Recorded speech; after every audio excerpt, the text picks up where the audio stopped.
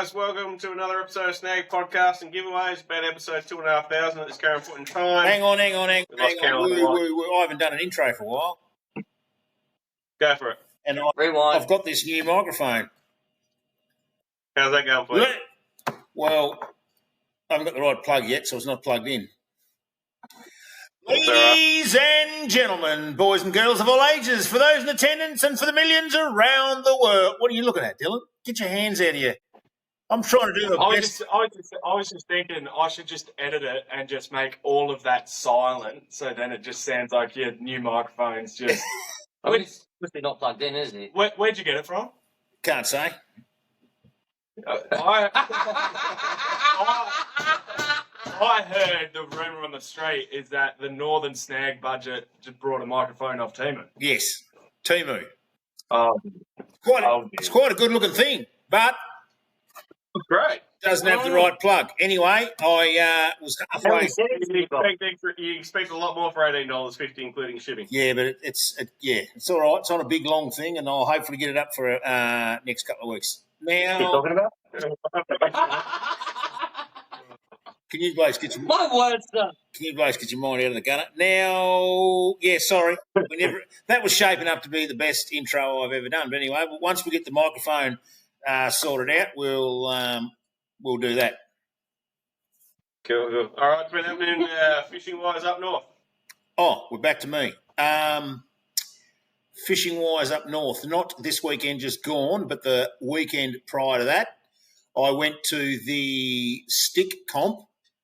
Now, the stick comp is a what are we going to call that? It's a rainbow trout fishing comp. The heaviest rainbow trout caught on the day, the Saturday, wins a stick.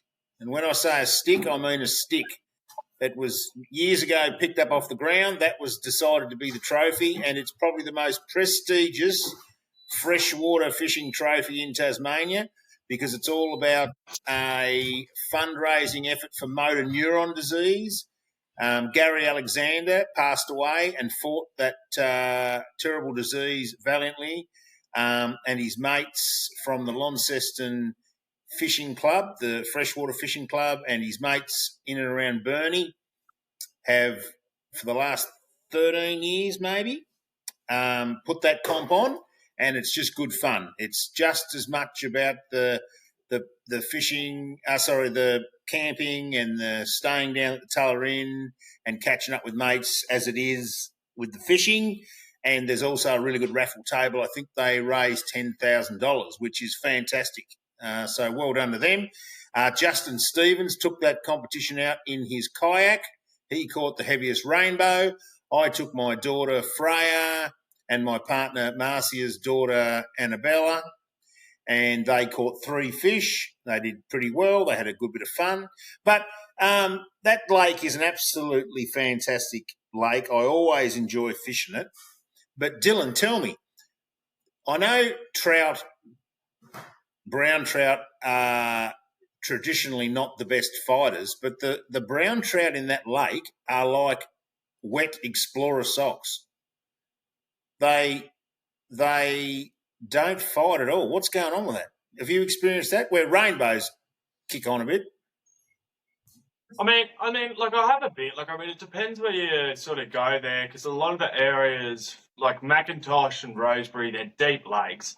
So, I suppose if you're fishing anywhere where there's flowing waters, they'll fight hard. But I have noticed that the same, a little bit. Like sometimes you'll catch anything up to sort of that 2 pound mark, and sometimes just not fight to get back in at all. As soon as you get over that 2 pound mark for the browns, they sort of sometimes play up a bit, but they also sometimes don't. But yeah, it's a bit interesting, whether it's just because they're coming from deep water, they don't know, what's going on compared to being hooked up in a lake where it's shallow, and then I don't know. But yeah, it's something I have noticed. Well, I noticed, of course, in the lake there's a lot of submerged timber. There's a lot of exposed timber out in the middle, but that means that and I was thinking to myself, like that Fijian stuff, which is a tree root called kava? Is there a bark on the tree that's sedating all these fish, or what the hell's going on? I was just A lot of it probably comes into the fact it's pretty cold this time of year, and they're probably not feeling the love, trying not to expel too much energy between feeds and stuff like that. So it's probably got quite a bit to do to it. But it was okay anyway, because they were very easy to net, and it would have been terrible if we had lost them at the side of the boat. Because there was a fair bit of inexperience with the angling going on, but they did a good job. We got 3, and we necked all 3. There was some pan-sized fish, and then there was one about 2 pound. And Marcia's father is not father-in-law. I'm not sure what he is. Anyway, John, he ate one, and my parents had the other 2 pan-sized, and they said they ate okay. So happy days. Fantastic. I don't know what it is. Don't know what it is about the West Coast, but I'd rather a fish like a trout out of the West Coast than up the Central Highlands any day of the week. Well, those lakes are more stony and rocky. The Great Lakes sort of fairly muddy. Yeah, I don't know. Arthur's is a bit muddy, a bit sandy, a bit rocky. Yeah, not sure. But by all accounts, they ate fairly well. And on the saltwater scene, the school-size tuna have slowed up, but that's not too sad because the jumbos have rolled into Bass Strait and there's been a fair few decent fish caught. And for those people that have been playing around the edges, the King George whiting have still been coming on board boats, but also being caught from the shore. And even there's a little spot along Lillico Beach where they're starting to pick some up from the shore, and also squid. Squid are still fishing okay. So that's about me for the Northwest Coast. Fantastic. All right, what have we got going on in the south? It's kind of cool. A fair bit of tuna at the moment going around. We're getting some barrels out at Shooting Island, which is cool. I'm sure a few people have seen that over the interwebs over the last few days. Devonport barrel still fishing well, as you were just mentioning. This is a kind of cool one. Bluefin off Kingston Beach and off Howrah, and that sort of area. In fact, I think you got some footage a little while ago. You're like, what's all this going on near the Tasman Bridge? And there was bust-ups galore and seals going nuts. We were trying to figure out what it was. Probably turns out. Well, I think, because I'm pretty sure I put that into the last podcast, when I was talking about it in the last podcast, just thinking, it's just seals. And we're both sitting here like, it's just a seal. And now you're hearing this, it's like, I really wish I wasn't at work that day now. Yeah, absolutely, 100%. So, tuna, do it. Why not? Let's do it. Like it often is at this time of year, Browns River continues to fish very, very well. Vibes, plastics, Harpo's doesn't seem to matter. Plenty of guys down there doing really, really well. You been down to Browns recently? Yeah. How'd you go? For a few trips. Smashing? Sort of. A few of my other mates been catching heaps of. Oh, you've got... Hang on, whoa. You got someone else there. I can't see. He's off shot. Patrick. Hey, g'day, Patrick. Patrick. G'day, man. G'day, Patrick. The Patrick edition. So, plenty kicking around down there. Plenty of squid off Margate and Electrona. A few guys have given us reports this week. And still some snapper being caught up in Northwest Bay. Octopus's bait seems to be the key there. Still salmon and mackerel still kicking around everywhere. So, it's all still going pretty well down here. Eagle Neck's been a little bit quieter on the tuna front, but no doubt they're still there. They're just been a little bit funny. And that's about what's going on in the south at the moment, fishing report-wise.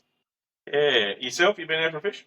Went last weekend for a bit of a poke around with Zavi. We went down to the Huon, and it was sort of a struggle. We sort of fished the usual lower regions and a couple of banks. We noticed that there was we'd fish it for a bit, and then we'd see a seal sort of come up in areas and stuff like that, which you don't know whether that's spooking them away. We got I got 3 or 4, but they were all under 30 centimetres. Zavi got one that was nice, sort of 37 fork range. So they're still in there, but I mean, it's this sort of time of year where it's all your lower areas that probably starting, push up a little bit further upriver just to start to spawn and stuff like that. So you've probably got to change up your tactics a little bit, but Find out what they're going for. Yeah, we got a fish, so can't really complain. I mean, that is the goal, isn't it? Absolutely. That's about all fishing wise in the south, unless anyone's got anything to answer. No. Cool. No. All right, brag time. Let's Yeah, go for it. buddy. Plenty of brags coming around there, and a lot of trout ones, which is kind of cool. Ooh. All right, starting off over here. Go for it. Tim Langhams? Lambs. Langhams? Yep. Tim Langham's father-in-law with an awesome catch of snapper, whiting, and more. Yeah, it was a good feed, absolutely. It's a I pretty gave you big that one. one. It was the hardest one to read out, so good job. Dave Rossi with a cracking brown from the Derwent. We got Peter with a nice brand from Lake Pedder, so I'm guessing Pedder's all year round. That is the way around, absolutely. There you go. Otherwise, the next few people are in a bit of I trouble. was going to say, Alan makes more sense with that one. Also with the nice brown from Petter. Fantastic. You're right. Dylan Lowe. That's him. Dylan Lowe with a couple of nice browns, taking out the recent Lake Pedder Anglers Club Winter Comp. Well done. Well done. Good on you, Dylan. Yeah, big deal though. The Lake Pedder Anglers Club's a fantastic club, and they run a few competitions. Like the big one being Back to Pedder, which is probably one of the biggest trout comps in the state. And if those that haven't been involved, you should get involved. It's like a 5-day comp, I believe, or something like that. It's absolutely fantastic. But yeah, young Dylan, who's big watcher of this show, and also a good customer at the Fisherman Shitter and a good friend of all of us. He manages to take it out most times. The man can fish. Man can fish. You Absolutely. can lean a man in water. That's it. As Hooch was talking about before, Justin Stevens taking out the recent stick comp at Macintosh and Rosebery. The comp raised 10K for motor neuron disease Tasmania. Awesome work, people. And lastly, we got Tyson Digney and the crew with some awesome bluefin from the East Coast. They were big fish. Mm. Yeah, that was an epic couple of fish. That's what I'd like to hear. I'd like to see. So that's all us for reports. That's all us for brags. I believe so. Unless you've got a sneaky controversy corner. Hooch doesn't even know what controversy is. He's the Controversy one that corner. started it. What subject? Just throw a subject at me. I can do controversy corner. All right. Right. Fishing. Sorry. Righto, controversy corner. Circle hooks or J hooks. So years ago we grew up, we didn't know any different. And we used J hooks. We just used J hooks blindly and away we went. They catch fish. Why would we need to change? J hooks need to jag to hook the fish, and they also go and are swallowed easy, and they gut hook fish. Now the circle hooks came on the scene. Now circle hooks were seen to be something new, but the Chinese were using circle hooks hundreds of years ago.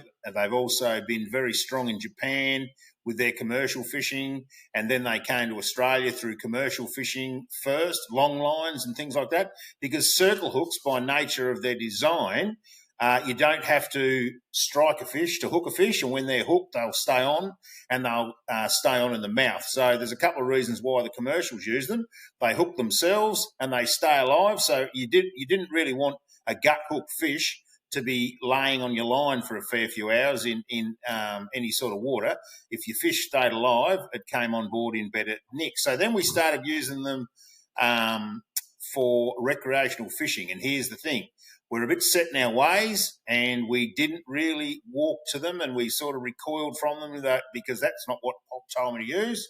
And my dad doesn't use those, so we didn't take them on. But they are a very good idea for things like flathead, because if you hook the flathead in the lippies, we're having to return more flathead because of our size slot limit, and also the fact that they're undersized. So if we can put them back and they live to grow bigger, that's good.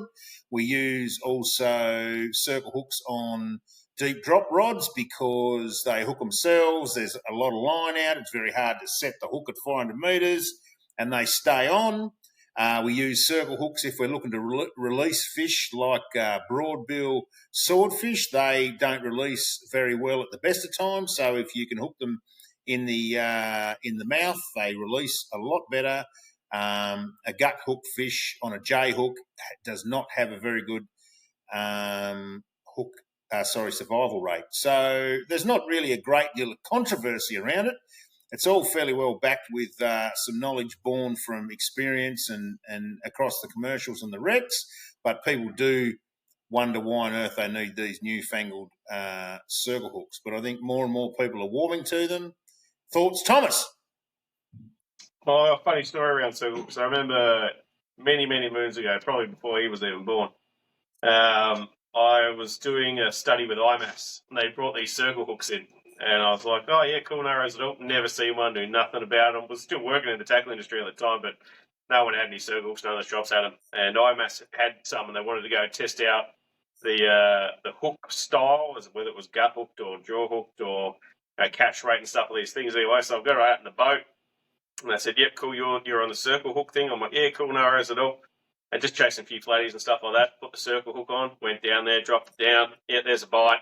Whack, missed it. I'm like, okay, cool, no worries. And I'm getting a lot more bites than everyone else on the boat. There's missed another one. Strike again, miss another one. Strike again, miss another one. I'm sitting there thinking, these are the crappiest things I've ever come across in my whole entire life. Like, well, something's wrong with these damn hooks. Anyway, then the guys are on the boat. They started landing fish left, right, and centre, and I'm just missing fish. I'm like, this is so damn stupid. Picked up the packet, read on the back, don't strike. I'm like, oh, yeah, tick, got that wrong. Slow lift, let fish eat. I'm like, oh, yeah, cool, no worries at all. Boom, boom, boom, boom. Slow lift up, whack, straight in the jaw. Now another one. And, my God, mate, I had a learning lesson. I reckon I was about 30 flathead down to these other people that particularly weren't great fishermen or had anything to do, and I was meant to be the guy from the tackle shop.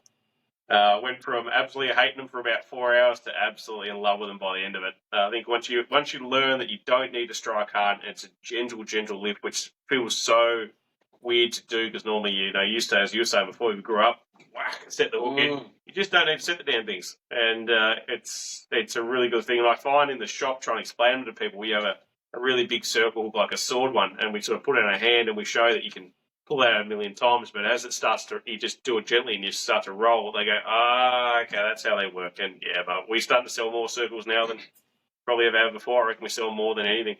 Yes, and it's there you go. Very, very good point you make on the striking. That's something we learnt while we were live baiting for marlin. We were not accustomed to the techniques years ago, and you just have to relax. You see the fish eat, and it goes down into its guts. That was something we thought we were trying to avoid. But that hook, because it's got such a circle, hence its name, it turns over, so the the point is not proud.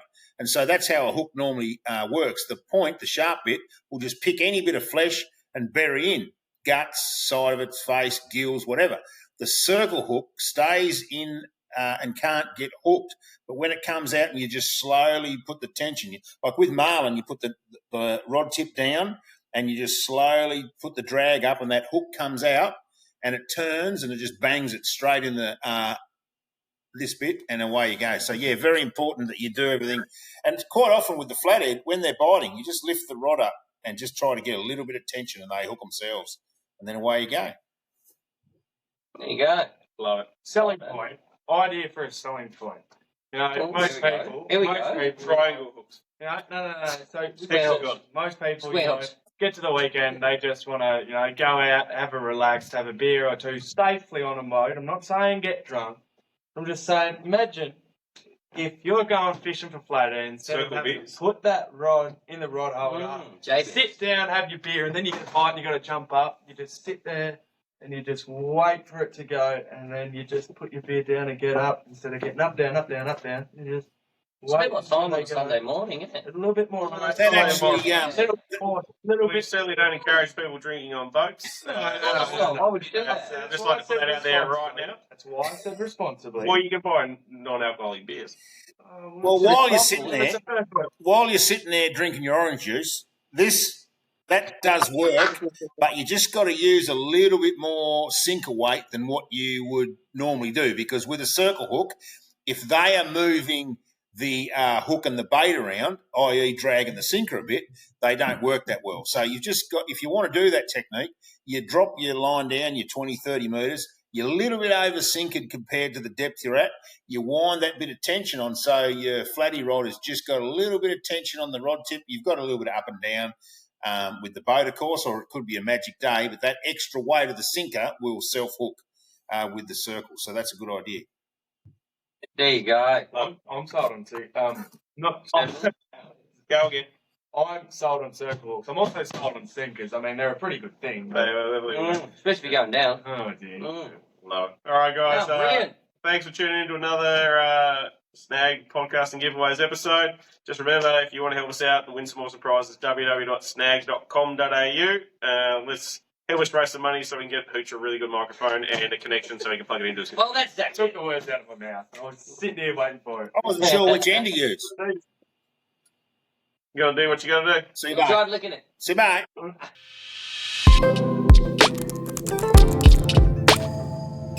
mate.